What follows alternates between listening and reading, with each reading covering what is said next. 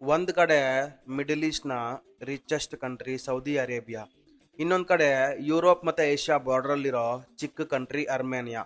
ಆದ್ರೆ ಈ ಕಂಟ್ರೀಸ್ ಹತ್ರ ಒಂದು ಕಾಮನ್ ಇಂಟ್ರೆಸ್ಟ್ ಇದೆ. ಅದೇನ್ ಗೊತ್ತಾ? ಅದು ಇಂಡಿಯಾ ಡೆವಲಪ್ ಮಾಡಿರೋ ಆಸ್ಟ್ರಾ ಮಿಸೈಲ್. ಈ ಆಸ್ಟ್ರಾ ಮಿಸೈಲ್ ನ ಪರ್ಚೇಸ್ ಮಾಡೋಕೆ ತುಂಬಾ ಕಂಟ್ರೀಸ್ ಇಂಟ್ರೆಸ್ಟ್ ತೋರಿಸ್ತಿದ್ದಾರೆ. ಇದು ಬರೀ ಆರ್ಮ್ಸ್ ಡೀಲಾ, ಇಲ್ಲ ಬೆಳೀತಾ ಇರೋ ಇಂಡಿಯನ್ ಗ್ಲೋಬಲ್ ಡಿಫೆನ್ಸ್ ಪವರಾ? ಇದ್ರ ಬಗ್ಗೆ ಡಿಸ್ಕಸ್ ಮಾಡೋಣ. ಈ ಆಸ್ಟ್ರಾ ಒಂದು beyond visual range air to air missile. ಅಂದ್ರೆ ಎನಿಮಿ ಏರ್ ಕ್ರಾಫ್ಟ್ ಕಣ್ಣಿಗೆ ಕಾಣಿಸೋ ಮೊದಲೇ ಅದನ್ನ ಡೆಸ್ಟ್ರಾಯ್ ಮಾಡ್ಬೋದು.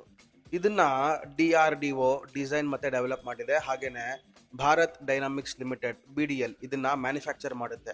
ಇದರ ಸ್ಪೀಡು ಮ್ಯಾಕ್ 4.5. ಹಾಗೇನೆ ಇದರ ರೇಂಜ್ ಬಂದು ಅಪ್ರಾಕ್ಸಿಮೇಟ್ಲಿ 80 to 110 ಕಿಲೋಮೀಟರ್ಸ್. ಇದನ್ನ Su-30 MKI ಮತ್ತೆ ತೇಜಸ್ ಫೈಟರ್ ಏರ್ಕ್ರಾಫ್ಟ್ಸ್ಗೆ ಇಂಟಿಗ್ರೇಟ್ ಮಾಡ್ಬೋದು. ಅರ್ಮೇನಿಯಾ ಆಸ್ಟ್ರಾ ಮೇಲೆ ಯಾಕೆ ಇಂಟ್ರೆಸ್ಟ್ ತೋರಿಸ್ತಿದೆ ಅಂದ್ರೆ, ಅರ್ಮೇನಿಯಾ ಮತ್ತೆ ಅಜರ್ಬೈಜಾನ್ ನಡುವೆ ತುಂಬಾ ಇಯರ್ಸ್ ಇಂದ ಕಾನ್ಫ್ಲಿಕ್ಟ್ ಇದೆ.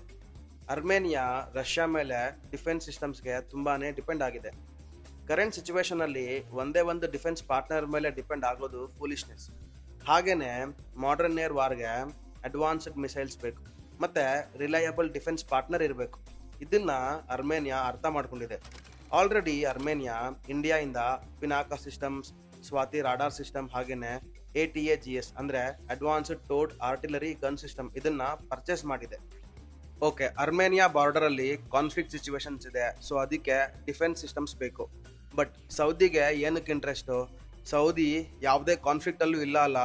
ಅಂದ್ರೆ ರೀಸೆಂಟ್ಲಿ ಮಿಡಲ್ ಈಸ್ಟ್ ಅಲ್ಲಿ ಡ್ರೋನ್ಸ್ ಮತ್ತೆ ಮಿಸೈಲ್ ಅಟ್ಯಾಕ್ಸ್ ಟೆನ್ಷನ್ಸ್ ಜಾಸ್ತಿ ಆಗ್ತಿದೆ. ಸೊ ಸೌದಿ ಅದರ ಏರ್ ಫೋರ್ಸ್ ಕೆಪಾಬಿಲಿಟೀಸ್ನ ಅಪ್ಗ್ರೇಡ್ ಮಾಡ್ಕೋತಿದೆ. ಸೌದಿ ಹತ್ರ ಆಲ್ರೆಡಿ F-15S, F-15SA ಈ ತರ ಫೈಟರ್ ಏರ್ಕ್ರಾಫ್ಟ್ಸ್ಗಳಿವೆ.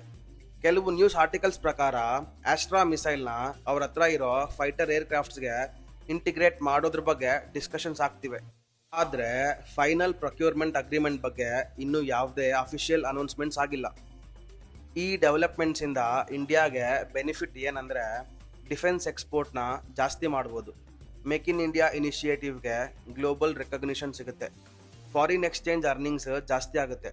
ಹೊಸ ಡಿಫೆನ್ಸ್ ಟೆಕ್ನಾಲಜೀಸ್ ಅಲ್ಲಿ ಇನ್ವೆಸ್ಟ್ಮೆಂಟ್ಸ್ ಬರುತ್ತೆ. ಇಂಡಿಯನ್ ಡಿಪ್ಲೊಮ್ಯಾಟಿಕ್ ಇನ್ಫ್ಲೂಯೆನ್ಸ್ ಜಾಸ್ತಿ ಆಗುತ್ತೆ. ಕೆಲವು ನ್ಯೂಸ್ ಆರ್ಟಿಕಲ್ಸ್ ಪ್ರಕಾರ Armenia, Saudi Arabia, Indonesia, Vietnam, Malaysia ಹೀಗೆ ಕೆಲವು ಕಂಟ್ರೀಸ್ ಆಸ್ಟ್ರಾ ಮಿಸೈಲ್ನ ಪರ್ಚೇಸ್ ಮಾಡೋಕೆ ಇಂಟ್ರೆಸ್ಟ್ ತೋರಿಸ್ತಿದೆ.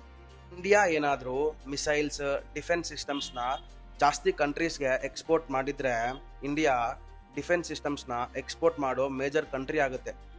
ಇಂಡಿಯನ್ ಡಿಫೆನ್ಸ್ ಸಿಸ್ಟಮ್ಗೆ ಗ್ಲೋಬಲ್ ಮಾರ್ಕೆಟ್ ಸಿಗುತ್ತೆ. ಹಾಗೇನೆ ಸೌತ್ ಏಷ್ಯಾ ಮತ್ತೆ ಮಿಡಲ್ ಈಸ್ಟ್ ರೀಜನ್ ಅಲ್ಲಿ ಇಂಡಿಯಾ ಸ್ಟ್ರಾಟಜಿಕ್ ಇನ್ಫ್ಲುಯೆನ್ಸ್ ಪಾರ್ಟ್ನರ್ ಆಗುತ್ತೆ. ಇಲ್ಲಿ ಫ್ಯಾಕ್ಟ್ ಏನಂದ್ರೆ, ಈ ನ್ಯೂಸ್ ಆರ್ಟಿಕಲ್ಸ್, ಇನ್ಫಾರ್ಮೇಶನ್ಸ್ ಎಲ್ಲ ಡಿಸ್ಕಷನ್ಸ್ ಅಷ್ಟೇ. ಯಾವ ಕಂಟ್ರೀಸು ಪ್ರೊಕ್ಯೂರ್ ಮಾಡ್ತಿದೆ ಅಥವಾ ಆರ್ಡರ್ ಕೊಟ್ಟಿದೆ ಅಂತ ಇನ್ನೂ ಕನ್ಫರ್ಮೇಷನ್ ಇಲ್ಲ. ಒನ್ ಟೈಮಲ್ಲಿ India one of the world's largest arms importers ಆಗಿತ್ತು. ಬಟ್ ಇವತ್ತು ಇಂಡಿಯನ್ ಇಂಡಿಜಿನಸ್ಲಿ ಡೆವಲಪ್ಡ್ ಮಿಸೈಲ್ಸ್ನ ಪ್ರೊಕ್ಯೂರ್ ಮಾಡೋಕ್ಕೆ ತುಂಬ ಕಂಟ್ರೀಸ್ ಇಂಟ್ರೆಸ್ಟ್ ತೋರಿಸ್ತಿದ್ದಾರೆ. ಈ ಆಸ್ಟ್ರಾ ಮಿಸೈಲ್ ಅಗ್ರಿಮೆಂಟ್ಸ್ ಏನಾದರೂ ಫೈನಲ್ ಆದರೆ ಗ್ಲೋಬಲ್ ಡಿಫೆನ್ಸ್ ಇಂಡಸ್ಟ್ರೀಲಿ ಇಂಡಿಯನ್ ಪೊಸಿಷನ್ ಇನ್ನೂ ಸ್ಟ್ರಾಂಗ್ ಆಗುತ್ತೆ. ಇದ್ರ ಬಗ್ಗೆ ನಿಮ್ಮ ಒಪಿನಿಯನ್ ಏನು ಕಮೆಂಟ್ಸಲ್ಲಿ ತಿಳಿಸಿ. ಹಾಗೇನೆ ಈ ವಿಡಿಯೋ ನಿಮ್ಗೆ ಇಷ್ಟ ಆದರೆ ಲೈಕ್ ಮಾಡಿ, ದಿವಿಜ್ ಕೌಂಡಿನ್ಯಾ ಚಾನಲ್ನ ಸಬ್ಸ್ಕ್ರೈಬ್ ಮಾಡಿ. ಜೈ ಹಿಂದ್.